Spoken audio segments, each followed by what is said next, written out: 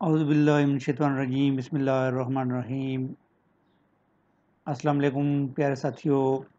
Zainul Abedin institute of information technology Chakwari Mirpur के YouTube channel के ऊपर आपको खुशामदीद। आज हम माइक्रोसॉफ्ट का एक नया प्रोग्राम माइक्रोसॉफ्ट एक्सेस के बारे में पढ़ना शुरू करेंगे। माइक्रोसॉफ्ट एक्सेस के बारे में इंट्रोडक्शन में आज आपको बताना चाहता हूँ। MS एक्सेस एक डेटाबेस प्रोग्राम है जिसके अंदर हम रिकॉर्ड्स को स्टोर करते हैं। रिकॉर्ड्स क्या होते हैं? हर शख्स की ज़ाती तफसील को हम रिकॉर्ड कहते हैं। अगर हम इसको फील्ड वाइज तकसीम करें, जैसे नाम, फादर नेम, पे, डिपार्टमेंट और अपॉइंटमेंट, ये सब इसकी ज़ाती तफसील कहलाती हैं।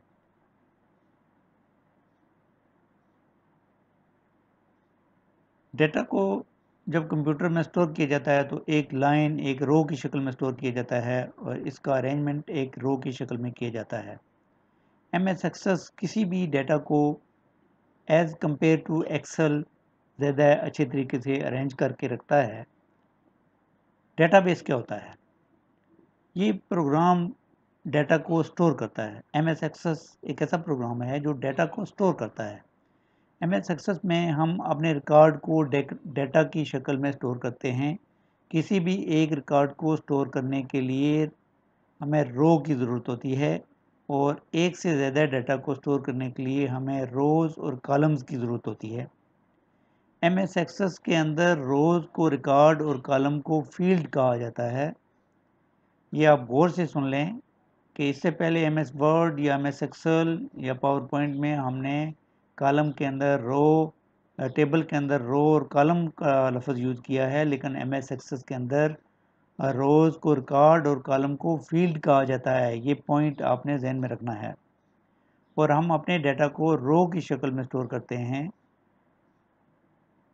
पुराने MS एक्सेस जो हैं 2010 या उससे पहले या 2013, उसमें 65,000 फिर 1,00,000 तक रोज़ थी। फिर अभी जो लेटेस्ट MS एक्सेस आ रहे हैं इनके अंदर हम अनलिमिटेड जो है वो डाटा रिकॉर्ड स्टोर कर सकते हैं। जब हम MS एक्सेस के अंदर रिकॉर्ड को स्टोर करते हैं तो इसकी फाइल का साइज़ बढ़ता चला जाता है और हत्ता कि ये 2 GB तक भी जा सकता है इसकी फाइल का साइज़।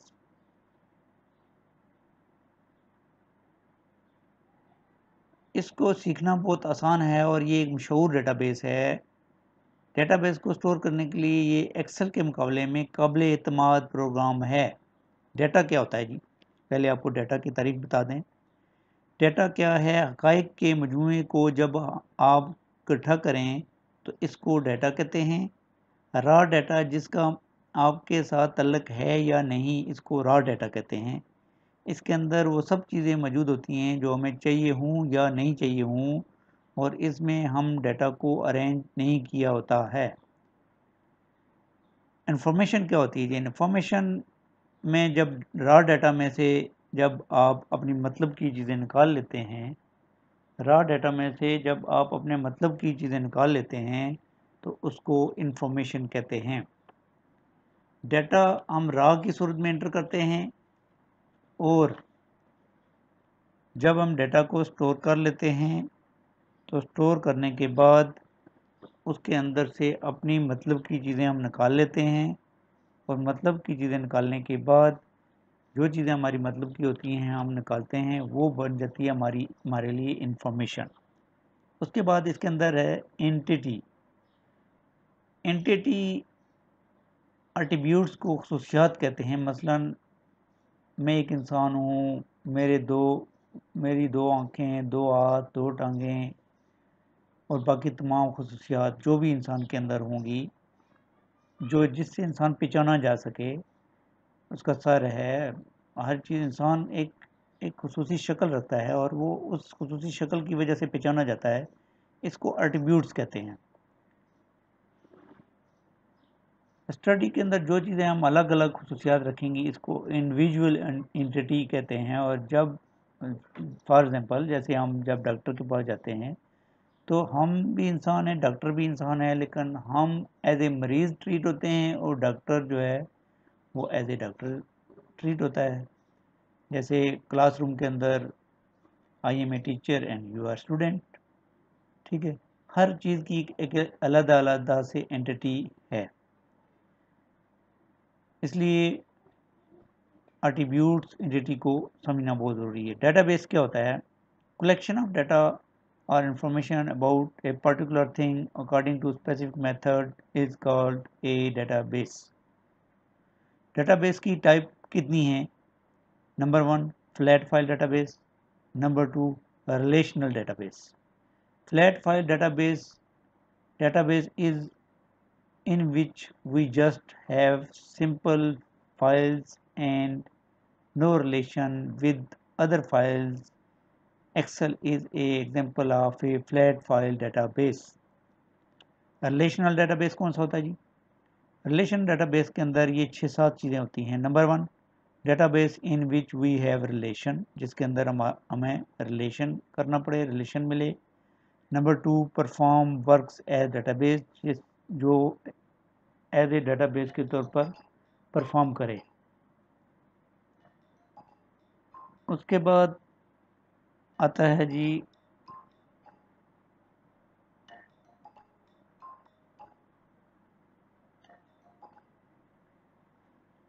नंबर 3 आता है for every one entity table are created, हर एक एंटिटी का अलग से टेबल क्रिएटेड हो।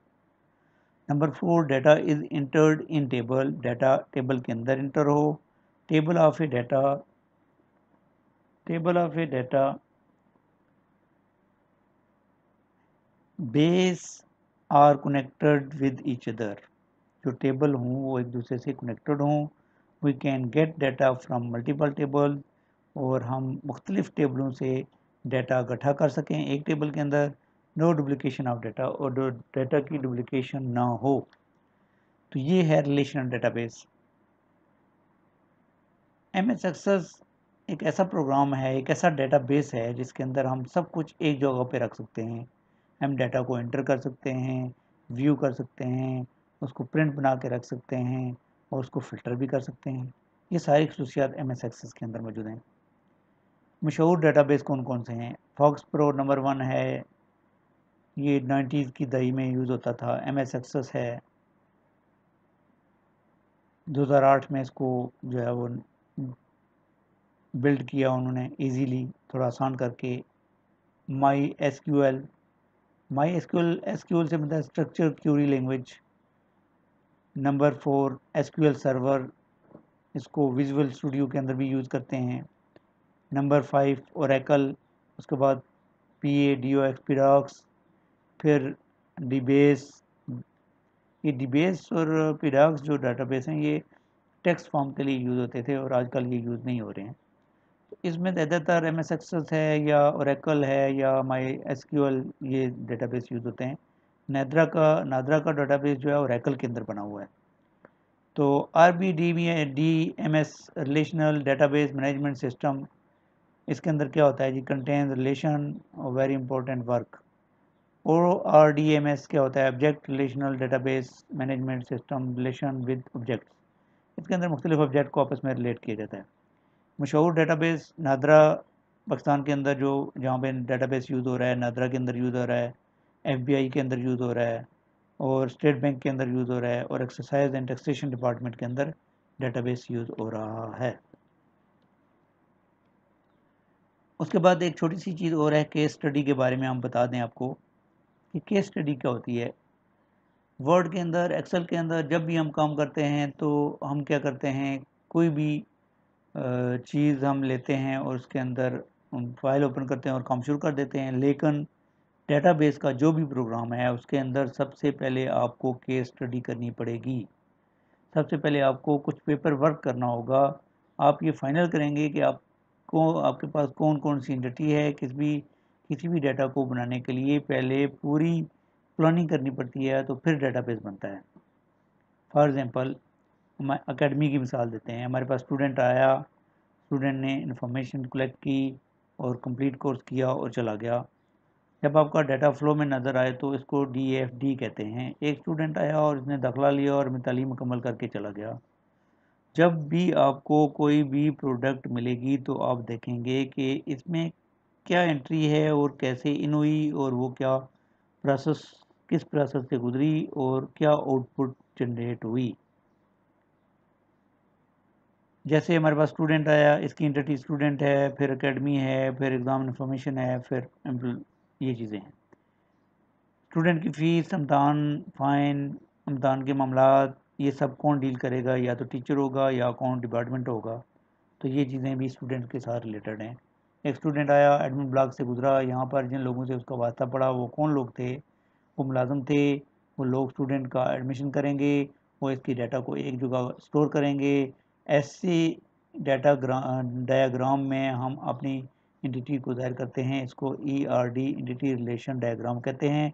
और इसके अलावा स्टूडेंट खाता होगा, रोता होगा, पीता होगा, सोता होगा, जगता होगा, ये सारी चीज़ें भी स्टूडेंट से रिलेटेड हैं। स्टूडेंट का कद कितना है, वेट कितना है, फ़ी कितनी है, फाइल, फादर नेम क्या, एजुकेशन है। स्टूडेंट की एंटिटी के दो पहलू हैं, एक एट्रीब्यूट्स और दूसरा इसके मेथड।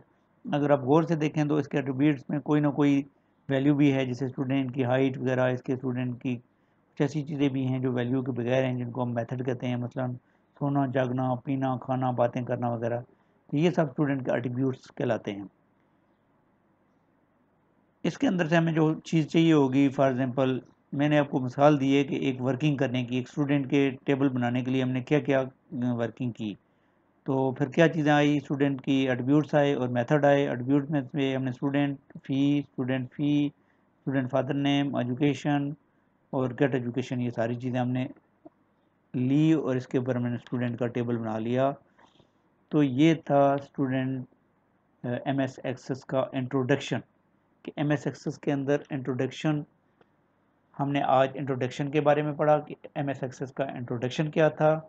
और मुझे उम्मीद है कि आपको MS एक्सेस के इंट्रोडक्शन के बारे में समझ आई होगी। और इस इंट्रोडक्शन को आपने गौर से देखना है, सुनना है, और इंट्रोडक्शन को समझने के बाद फिर MS एक्सेस का हम प्रैक्टिकली फ़ाइल ओपन करना और उसके अंदर क्या क्या करना है हम शुरू करेंगे।